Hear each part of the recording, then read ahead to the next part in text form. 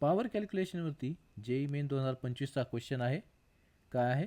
And object of mass 1000 gram म्हणजे 1 kgचा एक ऑब्जेक्ट आहे, experiences a time dependent force which is given as 2t I cap plus 3t square J cap. Power generated by the force at time T टाईममध्ये त्याची power काय आहे ते आपल्याला विचारलेलं आहे. आपल्याला माहिती आहे की पॉवरचा फॉर्म्युला आहे F.V. फोर्स आपल्याला दिलेला आहे, वेलॉसिटी कॅल्क्युलेट केली आपण, तर आपण पॉवर कॅल्क्युलेट करू शकतो. ॲक्सेलरेशन जे आहे त्याला आपण लिहू शकतो F divided by M. Mass 1 kg आहे म्हणजे आपल्याकडे ॲक्सेलरेशन येईल 2t I cap plus 3t square J cap. ॲक्सेलरेशनला dv बाय dt आपण लिहिलं तर dv by dt is 2t I cap plus 3t square J cap.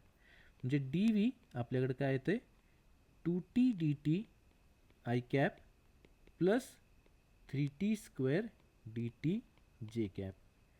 याला आपण इंटिग्रेट केलं फ्रॉम 0 टू v आणि इंटिग्रेट केलं फ्रॉम 0 टू t, तर v आपल्याकडे काय येईल, तर v आपल्याकडे येईल t square I cap plus t cube J cap.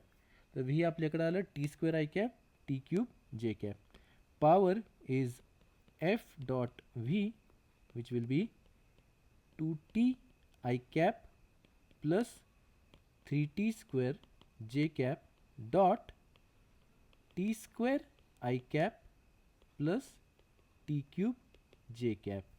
म्हणजे पॉवर आपल्याकडे फायनली येतं आहे 2t cube plus 3t to the power 5. म्हणजे आपलं आन्सर जे आहे ते कुठलं मॅच होतं आहे, ऑप्शन सी.